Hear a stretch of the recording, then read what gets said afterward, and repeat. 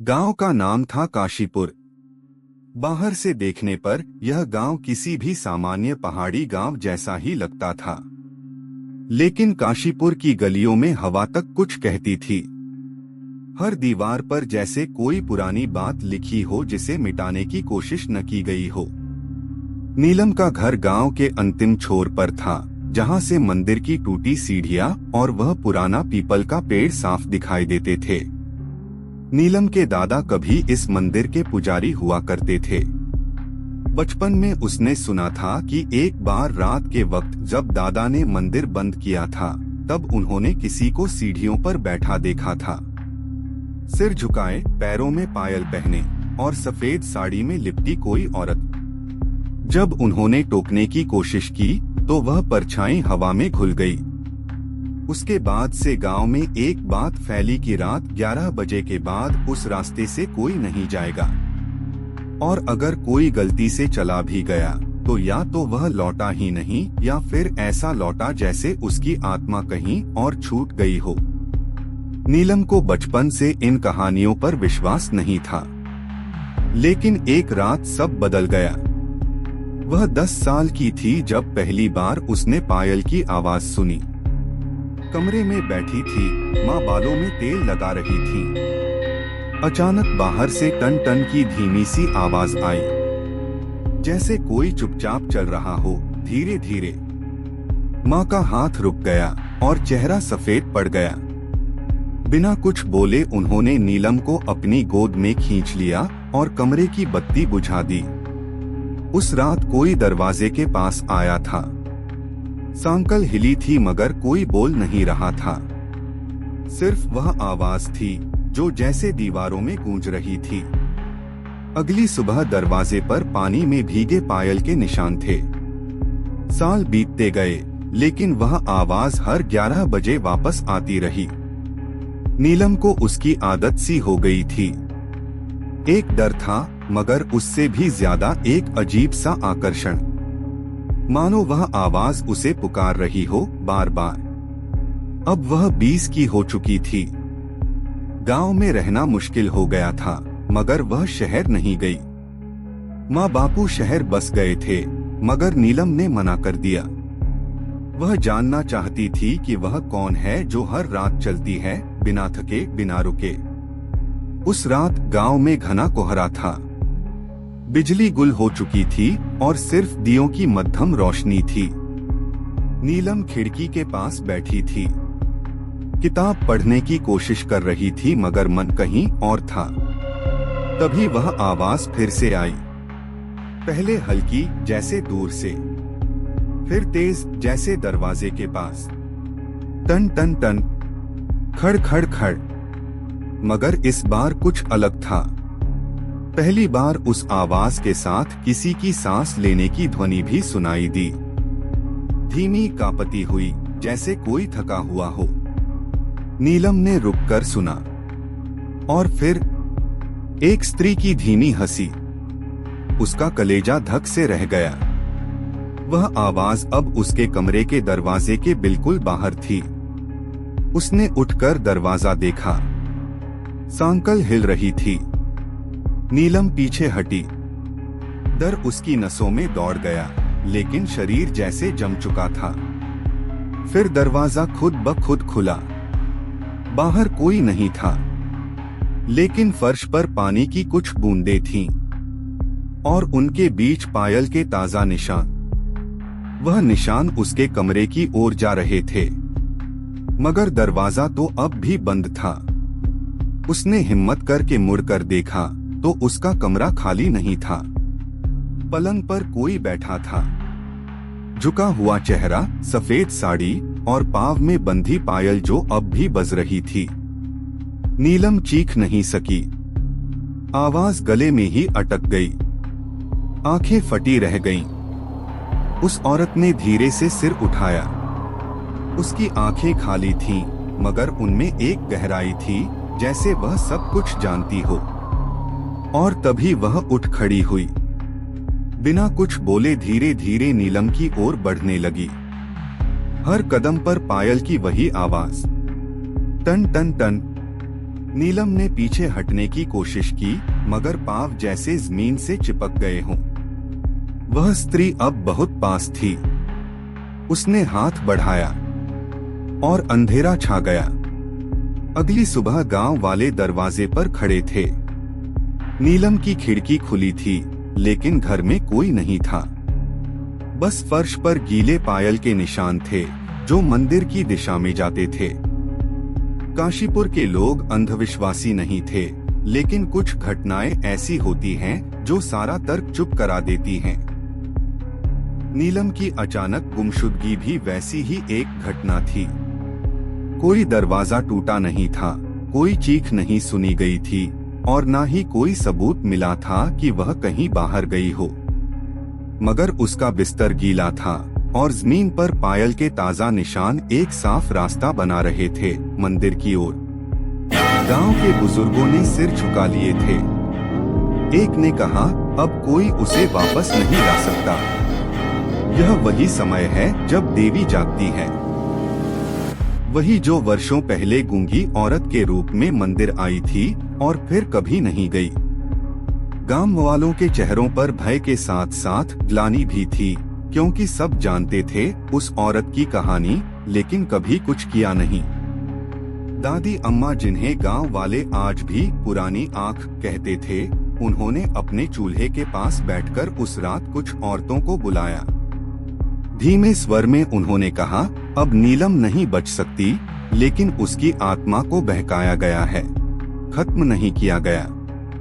उसे वापस लाने के लिए किसी को उस रास्ते पर जाना होगा, उस मंदिर की टूटी सीढ़ियों तक जहां एक बार फिर पायल बजेगी। उधर नीलम का होश लौटा तो वह खुद को एक अजीब सी जगह पर पाई। यह उसका घर नहीं था, मगर कुछ था जो परिचित लग रहा था। दीवारें सीलन से भरी थीं, मगर उन पर पुराने घरों की तरह रंगों के निशान थे। एक खिड़की से धुंधला प्रकाश आ रहा था और उसी में वह बैठी औरत दिखी, वही सफेद साड़ी वाली। नीलम ने धीरे से पूछा, तुम कौन हो? औरत मुस्कुराई, लेकिन उसके होंठ नहीं हिले। वह मुस्कान जैसे हवा में तैर गई।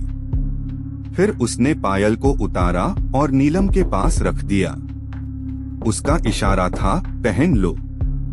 नीलम पीछे हट गई, लेकिन उसके पांव जैसे खुद खींचते गए। उसकी उंगलियां खुद पायल की ओर बढ़ने लगीं, जैसे उसमें कोई अदृश्य ताकत हो। और जब उसने पायल को छुआ, एक पल के लिए वह दुनिया घूम गई। दीवारें स्याह हो गईं और हर कोने से वही आवाज आने लगी, टन टन टन, खड़ खड़ खड़। नीलम की आंखें बंद हो गईं, लेकिन जब वह खुली तो वह मंदिर के आंगन में थी। वही मंदिर, मगर अब उजड़ा हुआ, टूटा हुआ और खून से लथपथ। पीपल के पेड़ से किसी को लटकाया गया था। पांव के नीचे खून की नमी थी।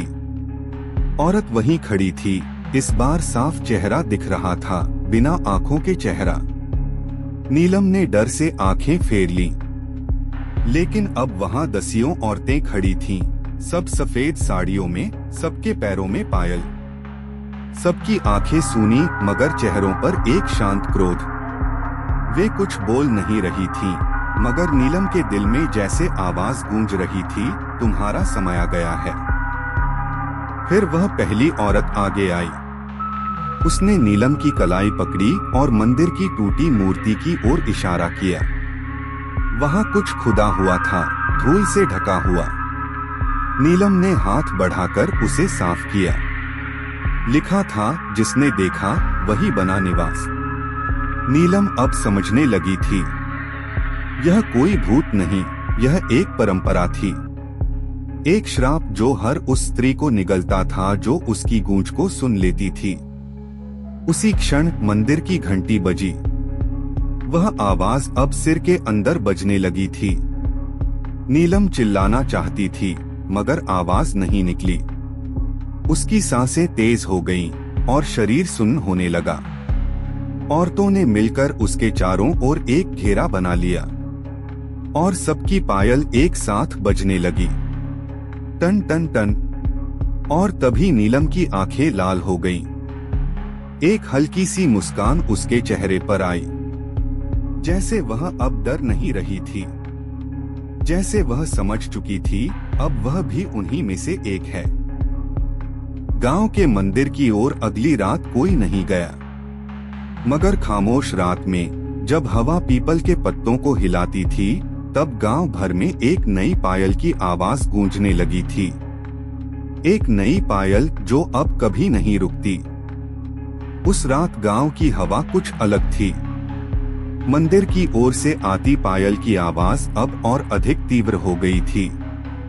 पहले वह सिर्फ रात में सुनाई देती थी, लेकिन अब दोपहर के समय भी कुछ बच्चे कहते थे कि उन्होंने किसी के चलने की आवाज सुनी। गांव की औरतें अपने पायल उतार कर रख रही थीं।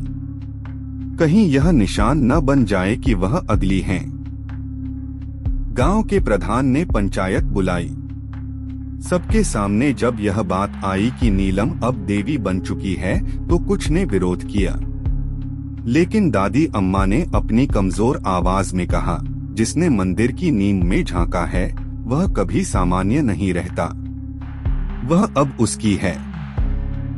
लेकिन इस बार कुछ अलग था।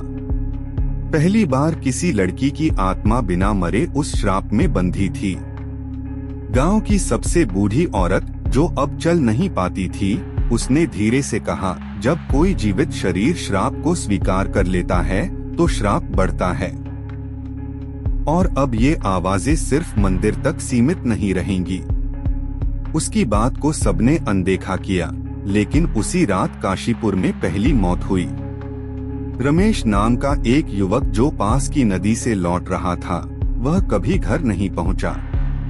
अगले दिन उसका शव मंदिर की तीसरी सीढ़ी पर मिला, आंखें खुली हुई और चेहरा जैसे किसी अदृश्य भय में जम गया हो। उसके कानों से खून बह रहा था और उसके बगल में मिट्टी में उभरे हुए पायल के निशान। अब गांव के भीतर एक अलग भय बैठ चुका था। पहले यह सिर्फ एक पुरानी कहानी थी, अब यह सांस लेने लगा था। उधर नीलम अब पूरी तरह से बदल चुकी थी। वह अब उसी स्थान पर रहती थी जहां वर्षों पहले पहली पायल की देवी ने निवास किया था।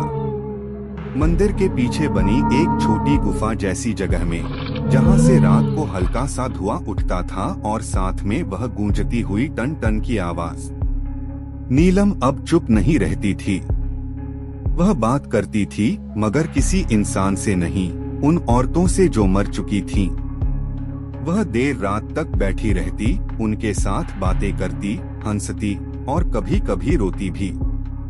एक रात किशन नाम का एक लड़का मंदिर की सच्चाई को परखने गया। उसने तय किया कि वह अपनी आंखों से देखेगा कि नीलम सच में जिंदा है या वह भी बाकी प्रेतों की तरह एक छलावा है। वह चुपचाप मंदिर के पीछे की पगडंडी से गुफा की ओर गया। हाथ में एक पुराना कैमरा था और जेब में तुलसी की माला। गुफा के बाहर का माहौल ठंडा था।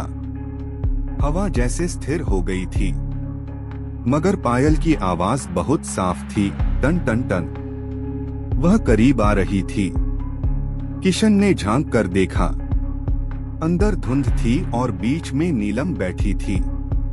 उसका चेहरा अब वैसा नहीं था जैसा पहले था। उसकी आंखों में तेज था, मगर उनमें कोई जीवन नहीं था। उसके चारों ओर कई परछाइयां घूम रही थीं, मगर कोई इंसानी आकृति नहीं दिख रही थी।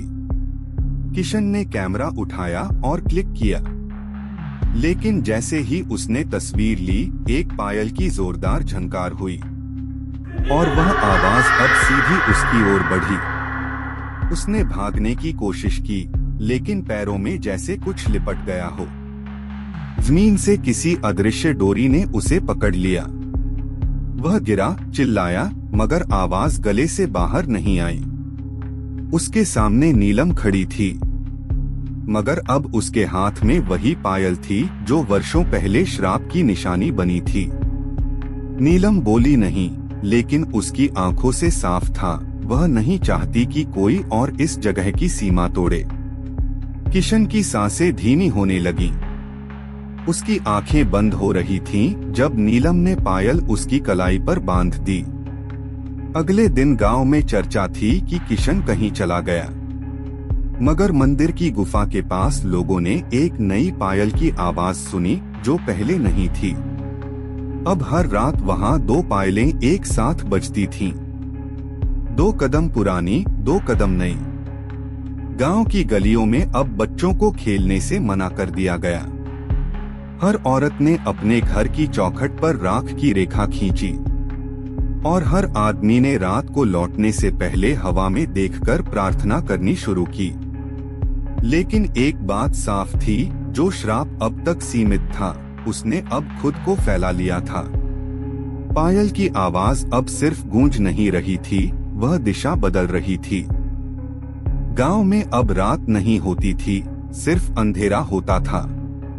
नीलम की पायल की आवाज अब हर गली से होकर गुजरती थी। वह अब गुफा में नहीं रहती थी। कोई कहता था कि उसने खुद को मंदिर की मूर्ति के भीतर समर्पित कर दिया है। कोई कहता था कि वह अब हर उस औरत के भीतर रहती है जिसने कभी पायल पहनी थी। 3 और मौतें हो चुकी थीं।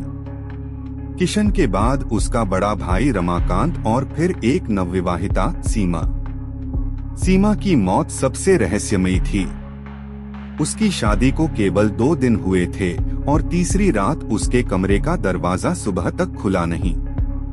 जब खोला गया तो अंदर का नजारा ऐसा था कि पूरे गांव में सन्नाटा फैल गया। उसके पैरों में वही पुरानी पायल बंधी थी जो नीलम पहना करती थी। उसका चेहरा ऊपर की ओर था, आंखें खुली हुई और होठों पर एक उल्टी मुस्कान। उसके शरीर पर कोई घाव नहीं था, लेकिन दीवारों पर पायल की आकृतियां बनी हुई थीं, जैसे किसी ने नाचते हुए निशान छोड़े हों। अब गांव के लोगों ने निर्णय लिया, मंदिर को सील कर दिया जाए, गुफा को पत्थरों से बंद कर दिया जाए और पीपल के पेड़ को काट दिया जाए। लेकिन यह आसान नहीं था। जिस दिन प्रधान और कुछ युवकों ने मंदिर के सामने गड्ढा खोदना शुरू किया, तेज आंधी आई। पेड़ की डालियों से पायल की आवाज आने लगी, मानो हवा खुद नीलम की चाल बन गई हो। मिट्टी से लाल धूल उड़ी और उनमें आकृतियां बनने लगीं, औरतों की परछाइयां जिनके चेहरे नहीं थे, बस आंखें थीं। एक युवक रवि जो सबसे आगे खड़ा था, उसने जैसे ही फावड़ा मंदिर की नींद में मारा, जमीन कांप गई और तभी मंदिर की घंटी अपने आप बजने लगी। घंटी जो वर्षों से खामोश थी, अब लगातार गूंज रही थी। सबने भागने की कोशिश की, लेकिन उनके पांव कीचड़ में धंस गए। पीछे से किसी ने धीरे से कहा, रुक जाओ। वह नीलम थी, सफेद साड़ी में मध्यम रोशनी में खड़ी। लेकिन अब वह वैसी नहीं थी जैसी पहले थी। उसके सिर पर हल्का लाल सिंदूर था और आंखों में वो तेज जैसे किसी देवी की मूर्ति में प्राण प्रवेश कर चुका हो। उसने धीरे से हाथ बढ़ाया। पायल की आवाज हवा में लहराई, यह मंदिर मेरी नहीं, उन सब की है जिन्हें समय ने भुला दिया। सब चुप, हवा भी रुक गई, सिर्फ उसके शब्द गूंजते रहे। हर स्त्री जिसने प्रताड़ना सही, हर आत्मा जिसे आवाज नहीं मिली, हर पायल जो बिना दुल्हन के बंधी, वे सब अब यहाँ हैं। और जब तक यह मंदिर सांस लेता है, तब तक उनकी कहानी चलेगी। उसने एक अंतिम बार सबको देखा और फिर मंदिर की सीढ़ियां चढ़ने लगी। हर कदम पर पायल की वही जानी पहचानी आवाज, टन टन टन। वह सीढ़ियों से होते हुए मूर्ति तक पहुंची। एक तेज चमक हुई और जब वह गायब हुई, मूर्ति के माथे पर एक नया चिन्ह उभर आया, एक छोटी सी पायल। उस रात के बाद मंदिर को नहीं छेड़ा गया, पीपल को वैसे ही रहने दिया गया। गांव ने पायल पहनना बंद कर दिया और हर साल उस दिन एक दीपक मंदिर की सीढ़ियों पर रखा जाने लगा। नीलम अब कभी नहीं दिखी, मगर उसकी आवाज हर पूर्णिमा की रात को साफ सुनाई देती थी, टन टन टन। गांव वालों ने उसे देवी माना, लेकिन जो जानते थे वे समझते थे कि वह देवी नहीं बनी, वह आवाज बन गई, एक आवाज जो अब कभी नहीं रुकेगी।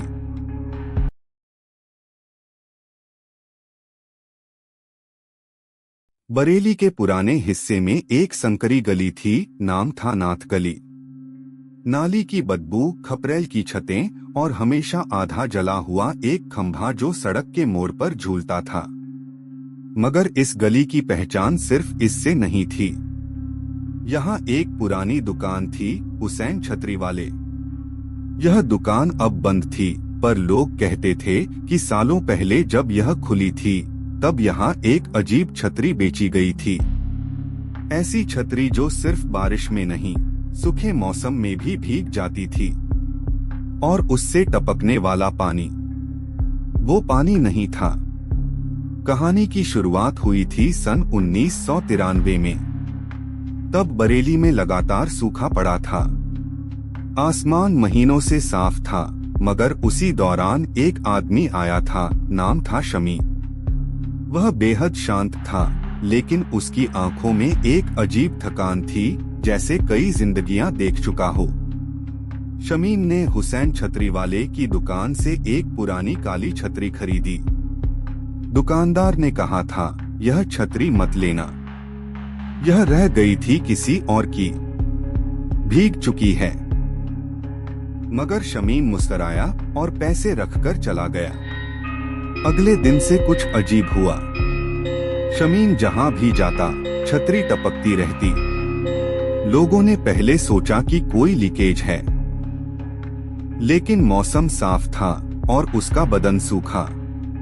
सिर्फ छतरी भीगती थी और उससे गिरने वाली बूंदों में से मिट्टी की गंध नहीं, कुछ और आती थी, कुछ सड़ी हुई सी। 3 दिन बाद शमीम नहीं मिला। उसका कमरा बंद मिला और पास ही सड़क पर एक गड्ढा खोदा जा रहा था। मजदूरों ने बताया कि वहां एक पुरानी कब्र निकली है, पर उसमें शव नहीं था। तभी एक आदमी ने बताया कि उसने एक परछाई को देखा था जो छतरी के नीचे चल रही थी, मगर उसका चेहरा नहीं था, बस एक साया जो खुद बारिश में नहीं भीग रहा था, मगर छतरी से पानी टपक रहा था। उसके बाद छतरी वापस दुकान पर पहुंच गई। किसी ने रात में दरवाजे के बाहर लटका दी, लेकिन अब वह दुकान भी कभी खुली नहीं। हुसैन साहब कुछ दिनों बाद गायब हो गए और उनकी दुकान जंग खाने लगी।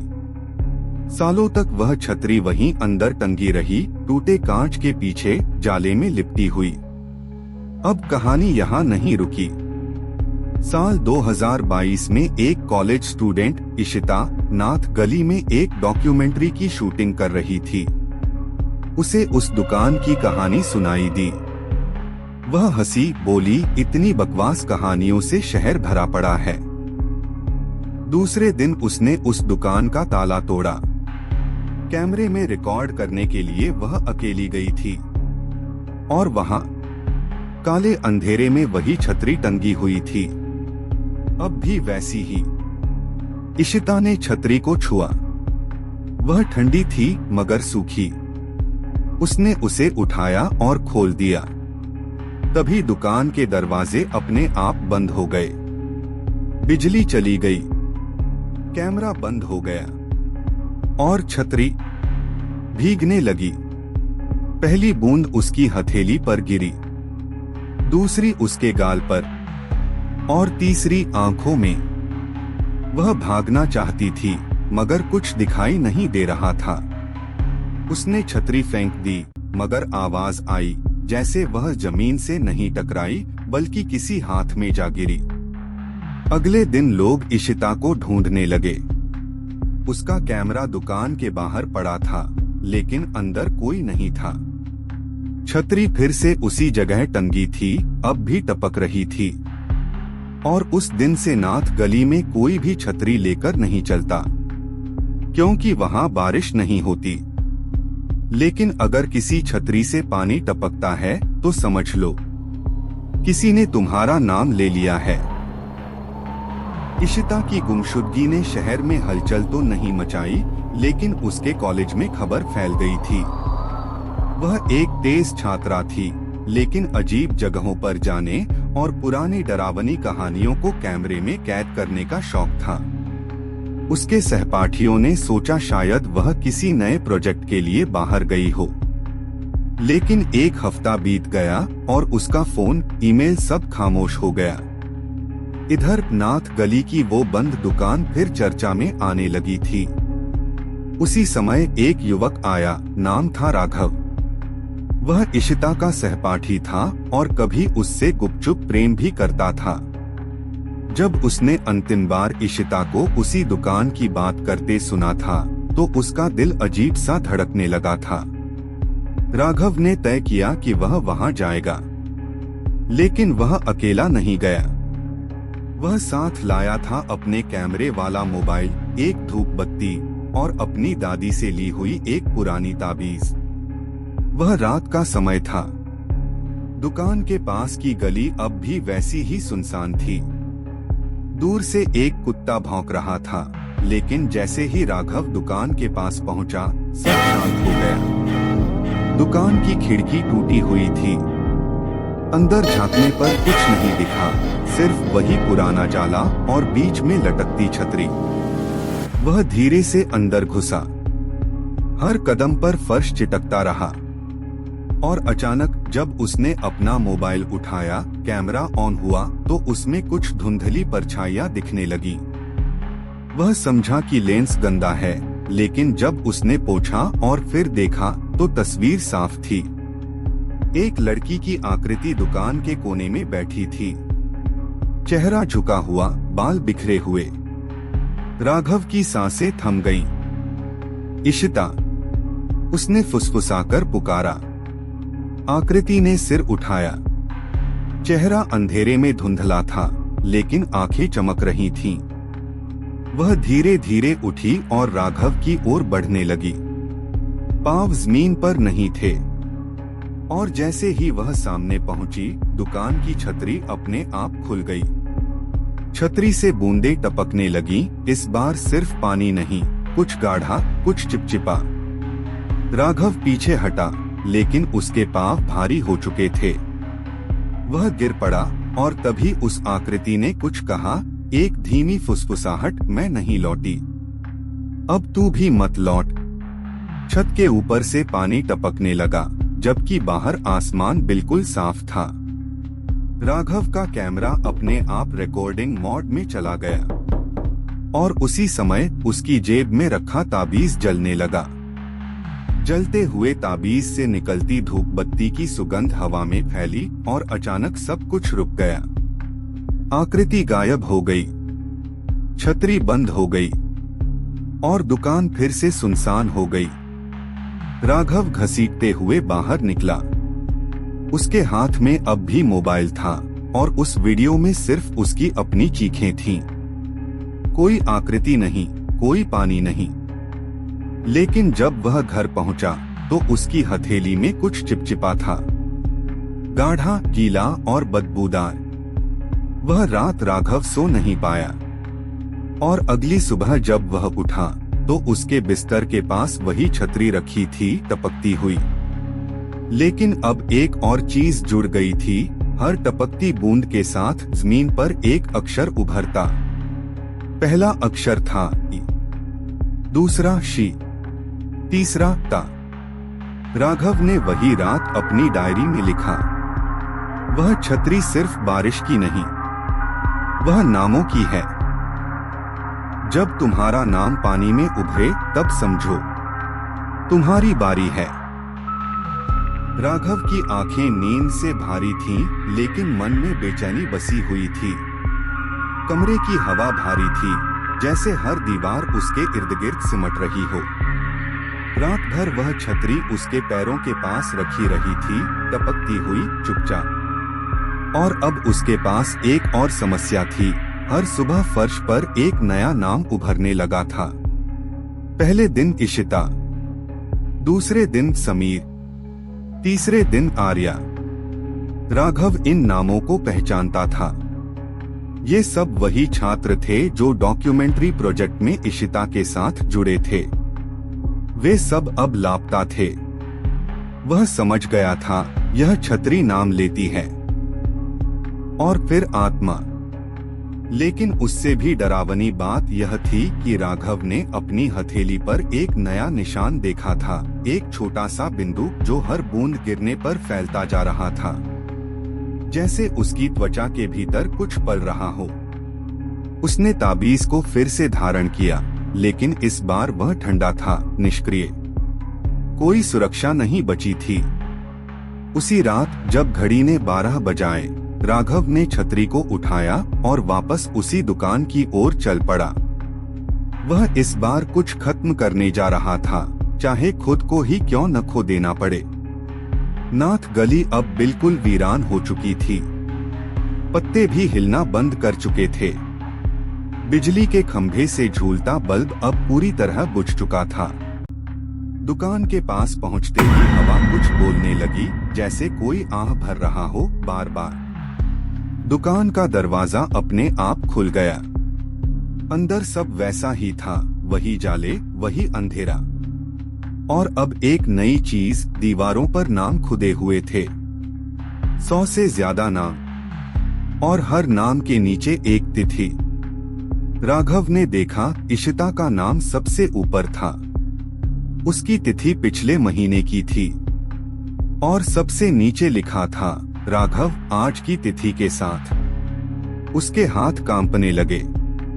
छतरी अब खुद से हिलने लगी थी, जैसे कोई भीतर से बाहर निकलना चाहता हो। उसने चीखकर कहा, कौन है तू? क्या चाहता है? तभी एक छाया दीवार से उतरकर फर्श पर आई। वह आकृति छतरी से बनी थी, बूंद दर बूंद जैसे आकार बन रहा हो। और जब वह पूरी बनी तो उसमें चेहरा था, अधजला, बिना पलक की आंखें और बाल जो खुद ही हवा में लहराते थे। तू आ गया समय से पहले, वह बोली। आवाज गीली थी, जैसे किसी कुएं से आती हो। तू वह है जिसने सवाल पूछा, और यहाँ सवाल नहीं पूछे जाते। क्या इशिता जिंदा है? राघव ने थरथराती आवाज में पूछा। परछाई मुस्कराई। वह अब याद में है, शरीर में नहीं।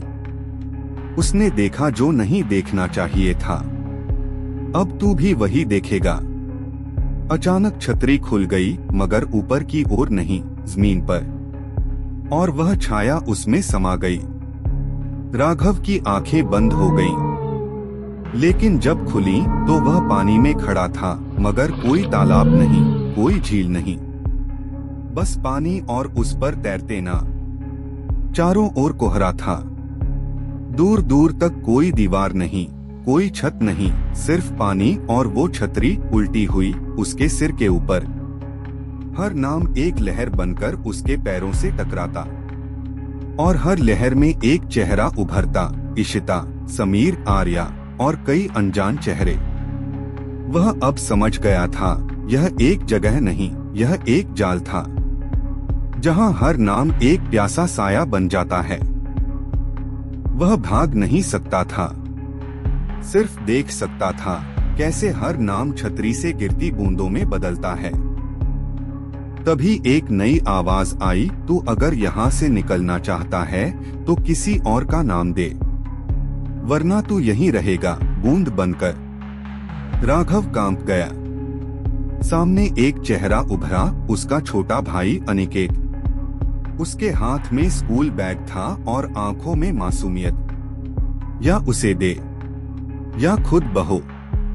राघव चीखा, नहीं नहीं।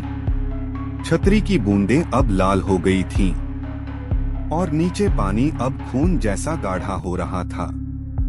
वह चिल्ला उठा, मुझे ले लो, मगर और किसी को मत छूना। अचानक सब कुछ थम गया। पानी शांत हो गया, कोहरा छंट गया, और वह अकेला खड़ा रह गया, सूखी जमीन पर, हाथ में छतरी। लेकिन अब वह नहीं टपक रही थी। शायद उसका नाम अब अंतिम था। राघव जब जमीन पर लौटा तो उसे सबसे पहले जो चीज महसूस हुई वह थी सन्नाटा। नाथ गली की हवा अब भी भारी थी, लेकिन उस घुटन में एक फर्क था। जैसे कुछ टूट गया हो या कोई पुराना ताला खुल गया हो। उसके हाथ में अब भी वही छतरी थी, मगर पहली बार वह पूरी तरह सूखी थी। न एक बूंद, न एक कंपन। दुकान अब भी खुली थी, लेकिन भीतर कोई परछाई नहीं थी, कोई दीवार पर उभरा नाम नहीं। सब जैसे मिटा दिया गया हो। राघव समझ नहीं पा रहा था कि वह बच गया या खो गया। वह छतरी लेकर अपने घर लौटा। माँ ने उसे देखकर कुछ नहीं पूछा, सिर्फ माथा छुआ और रसोई में चली गई। वह चुपचाप अपने कमरे में गया और छतरी को अलमारी के अंदर बंद कर दिया। लेकिन उस रात जब वह सोने की कोशिश कर रहा था, उसे खिड़की के बाहर कुछ सुनाई दिया।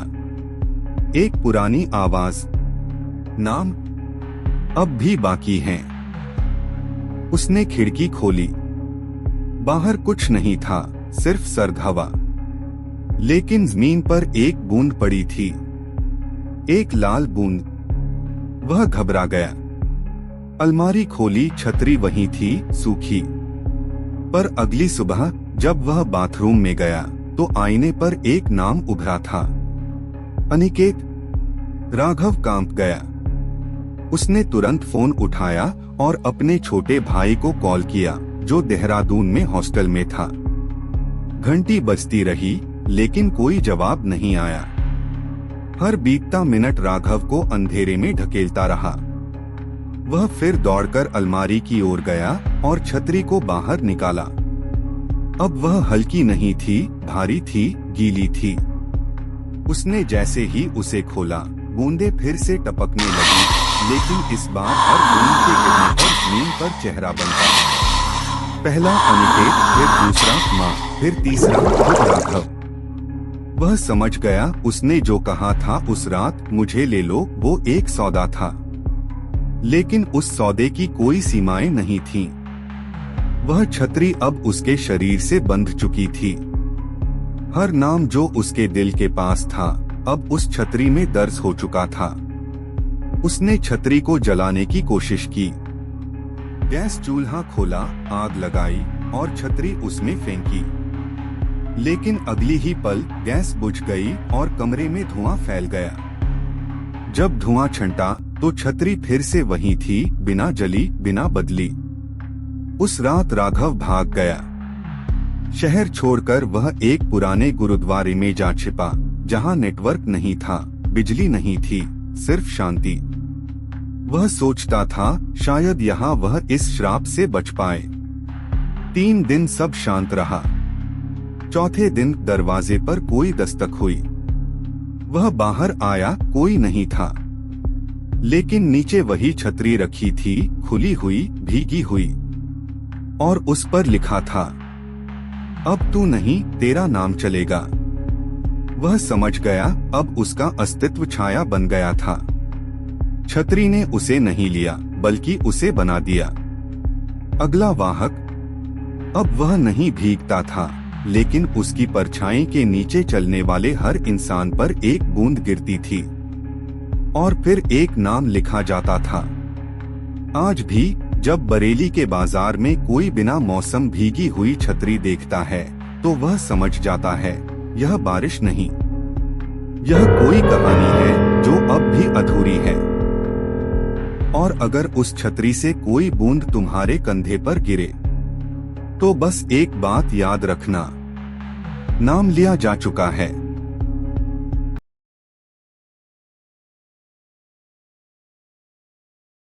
उत्तर प्रदेश के सीतापुर जिले से कुछ किलोमीटर दूर बसा था एक गांव, जिसका नाम लोग आज भी लेने से डरते हैं। गांव का नाम था बेलगा। लोग कहते हैं कि यह गांव मिट्टी की खुशबू और राख की गंध के बीच फंसा है। यहाँ हर घर में एक पुराना चूल्हा था, लकड़ी से जलने वाला, दीवार से सटा हुआ और अक्सर काले धुएं से सना। लेकिन गांव के एक कोने में, जहां अब कोई नहीं रहता, एक ऐसा घर था जिसमें चूल्हा किसी इंसान के छूने से नहीं, खुद से जलता था। इस घर की कहानी शुरू होती है संध्या नाम की एक महिला से। वह विधवा थी और अकेले उस घर में रहती थी। लोग कहते थे कि उसका पति रघुवीर बहुत ही क्रूर था। उसने संध्या को वर्षों तक पीटा, जलाया, भूखा रखा। और एक दिन जब बारिश हो रही थी और आंधी तेज थी, रघुवीर ने उसे चूल्हे में धकेल दिया। लेकिन अगली सुबह संध्या सही सलामत बाहर आई। उसकी आंखों में लाली थी और होठों पर मुस्कान, एक ऐसी मुस्कान जो गांव के बुजुर्गों तक को कंपा दे। उसके बाद कुछ बदल गया। अब वह हर दिन चूल्हा जलाती, मगर बिना हाथ लगाए। चूल्हा खुद ही धधक उठता, बिना लकड़ी, बिना माचिस। और उसकी रोटियों से जो गंध उठती, वह किसी भी इंसानी रसोई की नहीं होती। धीरे धीरे गांव के लोग उससे दूर होने लगे। बच्चे उस घर के पास खेलते नहीं थे और औरतें उसके दरवाजे के पास से जल्दी जल्दी निकल जाती थीं। फिर एक रात जब गांव में बिजली चली गई और सब अपने घरों में केरोसिन का दिया जलाकर बैठे थे, संध्या के घर से तेज आग की रोशनी उठी। कुछ लोगों ने देखा कि वह बाहर आंगन में बैठी थी, हाथ में पानी का लोटा और सिर पर सफेद चादर। लेकिन चूल्हा वह अंदर नहीं, मकान की छत पर जल रहा था। और वहाँ कोई पकवान नहीं बन रहा था, कुछ जल रहा था। अगली सुबह गांव में एक शव मिला, रघुवीर का शव, जिसे सबने सोचा था कि वह बहुत पहले ही कहीं भाग गया था। उसका शरीर जला हुआ था और उसका चेहरा ऐसे पिघला था जैसे तंदूर में रखा हो। संध्या ने कुछ नहीं कहा, वह सिर्फ मुस्कुराई। लेकिन उसी रात वह भी गायब हो गई। उसके बाद से वह घर खाली हो गया। लेकिन चूल्हा अब भी जलता रहा। हर अमावस की रात जब गांव में सन्नाटा होता, उस घर से रोटियों की गंध आती, धुएं की लकीर हवा में ऊपर उठती। और कोई कहता कि उन्होंने छत पर एक औरत को देखा जो आटे की लोइयां बेल रही थी, मगर उसकी आंखें नहीं थीं। गांव ने वह घर छोड़ दिया। बेलगांव अब आधा वीरान था। लेकिन इस साल एक सरकारी योजना के तहत कुछ शहर के लोग गांव में आए, पुरानी जमीनों की नापजोख और जीर्णोद्धार के लिए। उनमें एक था निशांत, जो एक पत्रकार भी था। उसे कहानियों की तलाश थी और बेलगांव की कहानी उसे मजाक लगी। वह मुस्कराया और बोला, अगर चूल्हा खुद से जलता है तो मैं उस पर चाय बनाऊंगा। वह अकेला गया उस घर में। दरवाजा टूटा हुआ था, दीवारें नम थीं और अंदर एक अजीब सी ठंडक थी, गर्मी के मौसम में भी। निशांत ने कैमरा सेट किया। रोटियां नहीं, उसने चाय बनाने का सामान निकाला। लेकिन जैसे ही उसने केतली रखी, चूल्हे ने खुद को सुलगा लिया। कोई हवा नहीं चली, कोई धागा नहीं हिला, पर आग उठी, लाल, स्थिर और अजीब ढंग से शांत। निशांत पहले हैरान हुआ, फिर हंसा, बोला, बहुत बढ़िया सेटअप है। जरूर किसी ने गैस लाइन अंदर फिट कर रखी है। लेकिन कैमरे की स्क्रीन में जो दिखा, उसने उसकी हंसी छीन ली। पीछे दीवार पर राख से किसी ने लिखा था, तू जलाएगा तो तुझसे भी जलाया जाएगा। निशांत पलटा, पीछे कोई नहीं था। लेकिन चूल्हा अब और तेज जलने लगा था। उसकी लौ अब सामान्य पीली नहीं, नारंगी और गाढ़े काले धुएं में बदल रही थी। केतली अपने आप उबलने लगी और पानी की जगह उसमें कुछ और उभरने लगा, गाढ़ा, रक्त जैसा। उसने पीछे हटने की कोशिश की, लेकिन दरवाजा अपने आप बंद हो गया। वह अब भी चिल्ला रहा था जब चूल्हे की आग से एक औरत की आकृति निकली, हाथ में बेलन, आंखों के स्थान पर राख और होठों पर वही मुस्कान जो गांव के लोग कभी नहीं भूले। अब तू भी पकेगा बेटा, एक धीमी जली हुई आवाज। निशांत के गले से आवाज नहीं निकल पा रही थी। उसकी आंखें उस आकृति को घूर रही थीं, जो चूल्हे की आग से उठी थी, एक औरत, सिर झुका हुआ, पर उसकी उपस्थिति पूरे कमरे को भर रही थी। दीवारें अब धीरे धीरे काली हो रही थीं, और छत से राख टपकने लगी थी। तू पकेगा, वह आवाज फिर गूंजी, इस बार धीमी नहीं, सीधे कान के भीतर। निशांत ने भागने की कोशिश की, लेकिन दरवाजा जाम हो चुका था। वह पीछे की खिड़की की ओर दौड़ा, मगर वहां सिर्फ दीवार थी, खिड़की अब दिख ही नहीं रही थी, जैसे दीवार ने उसे निगल लिया हो। पीछे से फिर आवाज आई, टन टन टन, जैसे किसी बेलन से लकड़ी पर वार किया जा रहा हो। और फिर सांसों की एक तीखी गंध। निशांत ने हिम्मत करके कैमरा उठाया, जो अब भी रिकॉर्ड कर रहा था। उसने स्क्रीन में झांका और वहीं वो था, चूल्हे के पास संध्या। वही चेहरा जो वर्षों पहले गांव वालों ने देखा था, अधजला मगर मुस्कुराता। आंखों की जगह 2 गहरे गड्ढे, और उन गड्ढों में राख भरी हुई। तू भी वही करेगा जो उसने किया था क्या? निशांत की आवाज कांप रही थी। रोटियां सेंक कर भुला देगा?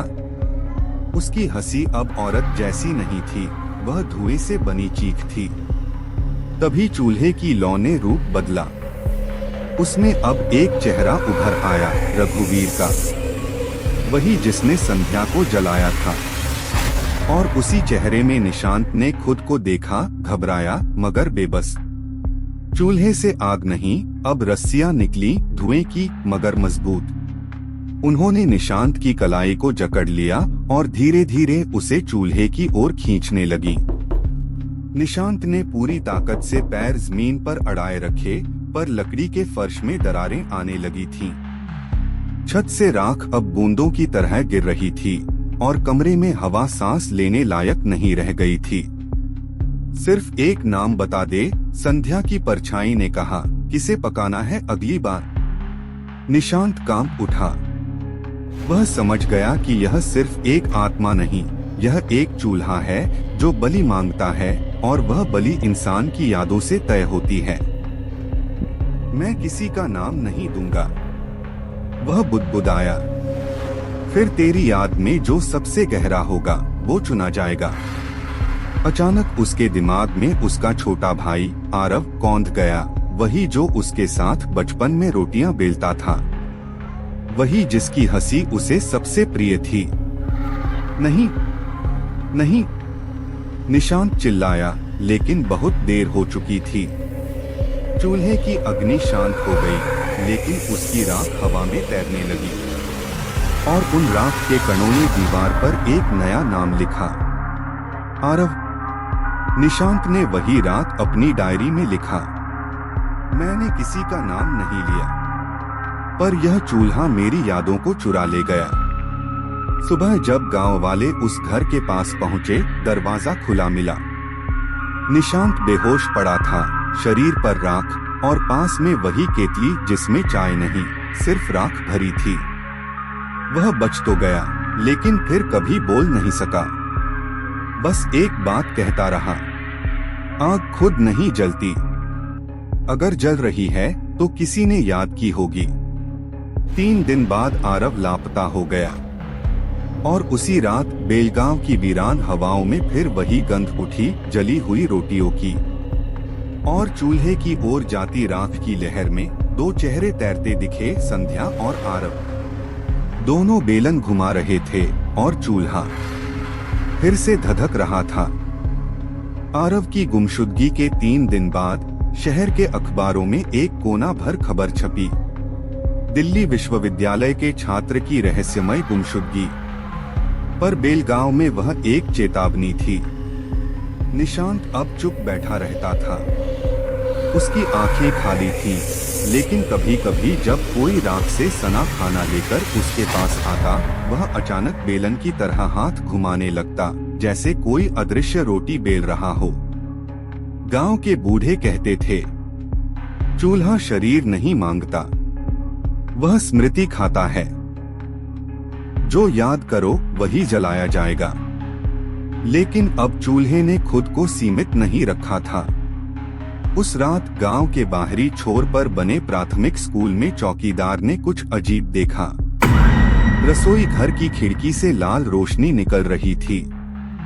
जब वह अंदर गया तो वहाँ कोई नहीं था, लेकिन चूल्हा जल रहा था। उसने पास जाकर देखा, वहाँ तवे पर कुछ था, गोल आकार, अधजली रोटी जैसी चीज, लेकिन उस पर कुछ उभरा था। एक चेहरा, आंखें बंद, होंठ सीले, मगर चेहरा जिंदा जैसा। वह घबरा गया, लेकिन तभी चूल्हे के नीचे से राख उठी और दीवार पर खुद ब खुद एक नाम लिखा गया, नीति। नीति स्कूल की शिक्षिका थी, शहर से आई हुई और चूल्हे वाली कहानियों पर विश्वास न करने वालों में से एक। अगले दिन जब स्कूल खुला, नीति नहीं आई। उसके घर का दरवाजा अंदर से बंद था, लेकिन कमरे के बीचों बीच चूल्हा धधक रहा था, जबकि वहाँ गैस सिलेंडर भी नहीं था, लकड़ी भी नहीं और कोई ईंधन भी नहीं। उसकी मेज पर उसकी डायरी खुली पड़ी थी। आखिरी पंक्ति थी, मैंने आज पहली बार उस चूल्हे की बातों को सुना और वो मेरी यादों में झांक रहा था। गांव अब दहशत में था। 4 लोग गांव छोड़कर चले गए। 2 पंडितों ने घर घर घूमकर पूजा शुरू कर दी और पुराना मंदिर फिर से साफ किया गया, पर चूल्हे को फर्क नहीं पड़ा। अब वो घर दर घर चलने लगा था। किसी को सपने में जलते हुए तवे दिखते, किसी को चूल्हे की खांसती सी आवाज सुनाई देती। कोई अपना चेहरा शीशे में देखता तो भाप से उसमें राख उभरती, और हर बार एक नाम दीवार पर। फिर एक रात गांव की सबसे बूढ़ी औरत दादी सरस्वती ने कहा, अगर किसी को इस आग को शांत करना है तो उसे उस रसोई में जाना होगा जहां पहली बार वह भूखी थी। लोग समझ नहीं पाए, पर निशांत, जो अब भी चुप था, उस रात अचानक बोला। उसने आखिरी रोटी नहीं खाई थी, जो चूल्हे पर रह गई थी, अधपकी, वही जल रही है। और उसी क्षण हवा भारी हो गई। चूल्हा अब घरों में नहीं, सपनों में जलने लगा था। लोग सोते तो हथेलियों में जलन होती, आंखों से धुआं निकलता। रात के ठीक 3 बजे गांव में एक साथ 7 घरों में चूल्हे जल उठे खुद से, और सबकी दीवार पर लिखा था, अब यादें नहीं, सोच भी काफी है। 3 बजे की वह रात बेलगांव की आखिरी शांत रात थी। 7 घरों में चूल्हा खुद से जलने लगा था, बिना लकड़ी, बिना तेल, बिना किसी चिंगारी के। एक घर में नवविवाहिता सपना ने देखा कि उसका चूल्हा अकेले नहीं जला। उसके सामने बैठा उसका पति भी रोटियां बेल रहा था, मगर उसकी आंखें बंद थीं और होंठ बुदबुदा रहे थे, उसका नाम मत लेना, मत लेना। दूसरे घर में एक विधवा माँ को अपने बेटे की कलाई पर जलते अक्षर दिखे, रोटी। और तीसरे घर में एक पंडित, जो हमेशा मंत्रों से घर की शुद्धि करता था, पाया गया, राख से ढका, मगर जीवित, और उसकी पलकों के नीचे बेलन की आकृति उभरी हुई। सारा गांव अब एक रसोई बन चुका था, लेकिन यहाँ कोई भोजन नहीं बनता था। यहाँ यादें पकती थीं, रिश्ते जलते थे और नाम छप जाते थे चूल्हे की लपटों में। निशांत, जो अब शायद पूरी तरह इंसान नहीं रहा था, सबसे आखिरी उम्मीद बना। वह मंदिर गया, मंदिर जो अब तक चूल्हे के प्रभाव से मुक्त था। वहां उसने संध्या की मूर्ति बनवाई। पहली बार उसे देवी की तरह नहीं, एक भूखी औरत की तरह दिखाया गया, आंखों में आंसू, हाथ में अधपकी रोटी। उसने गांव वालों को बुलाया, इस बार हमें उसे खाना देना होगा, लेकिन रोटियों से नहीं, माफी से। सब चुप रहे, पर एक एक कर गांव की औरतें आईं, जिनके पति शराब पीकर मारते थे, जिनकी रोटियां हमेशा पीछे फेंकी जाती थीं, जिनकी भूख किसी को सुनाई नहीं देती थी, वे सब। हर एक ने एक अधपकी रोटी लाकर उस मूर्ति के आगे रख दी। कोई बोली नहीं, बस आंसू गिरे। चूल्हे की आग उस रात शांत हो गई। पहली बार हवा में राख नहीं, आटे की सौंधी गंध थी। निशांत ने फिर पीछे मुड़कर नहीं देखा। अगली सुबह वह गायब था और उसकी डायरी में आखिरी पंक्ति लिखी थी, मैंने उसे जली हुई नहीं देखा, मैंने उसे अधपकी छोड़ दी थी और वही मेरी सबसे बड़ी भूख थी। गांव में अब चूल्हा नहीं जलता था, लोग गैस पर लौट आए थे, पर हर घर में किसी एक कोना छोड़ दिया गया था, राख से सना शांत। वह चूल्हा अब नहीं जलता था, मगर जब भी कोई किसी औरत की भूख को अनसुना करता तो हवा में वही आवाज गूंजती थी, अब सोच भी काफी है।